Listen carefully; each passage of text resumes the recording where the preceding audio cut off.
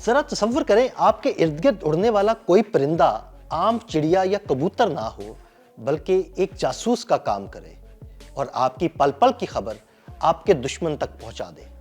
जी हां, बिल्कुल ऐसा ही है। रशिया ऐसे बायो ड्रोन्स पर काम कर रहा है जो आने वाले वक्त में परिंदों को जासूस बना देगा।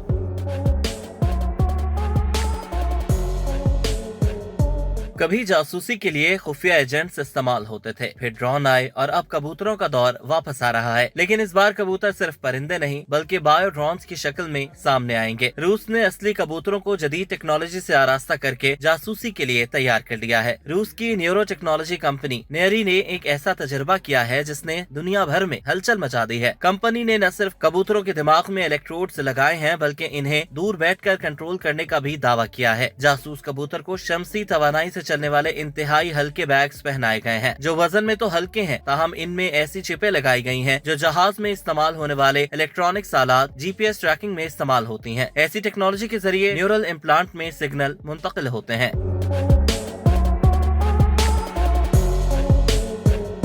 रूसी साइंसदानों की जानिब से कबूतर को एक जासूस के रूप में बदलने के लिए परिंदे के दिमाग के मखसूस हिस्सों में माइक्रो इलेक्ट्रोड्स लगाए जाते हैं। बिल्कुल इन हिस्सों में जो उसके मोड़ने, सिमत बदलने और रफ्तार कम करने के सिग्नल पैदा करते हैं। ये इलेक्ट्रोड्स एक कंट्रोलर से जुड़े होते हैं और कंट्रोलर एक पहले से लोडेड फ्लाइट प्लान पर चलता है, बिल्कुल किसी ड्रोन की तरह। बाएं जानिब इशारा देने पर कबूतर बाएं मुड़ता है, दाएं सिग्नल पर दाएं। दूसरी जानिब जीपीएस इसकी लोकेशन ट्रैक करता है, जबकि स्टिम्युलेटर दिमाग को हल्के बरकी सिग्नल्स भेजकर कबूतर को मजबूर करता है कि वो दी गई समत में परवास करे। नेरी का दावा है कि उन्होंने पहली बार बायो ड्रोन्स के एक पूरे झुंड की कंट्रोल फ्लाइट कामयाबी से मुकम्मल की है। कुछ कबूतरों को मॉस्को में टेस्ट किया जा रहा है और कुछ को हजारों किलोमीटर दूर भेजा गया है। जैसे ही ये खबर मंजर आम पर आई तो सवालात भी खड़े हो गए कि क्या ये परिंदे जासूस भी बन सकते हैं, क्या ये शहरियों पर निगरानी का नया तरीका है। तो इन सवालात के जवाब में कंपनी का कहना है कि इनकी तमाम सरगर्मियां कानूनी है।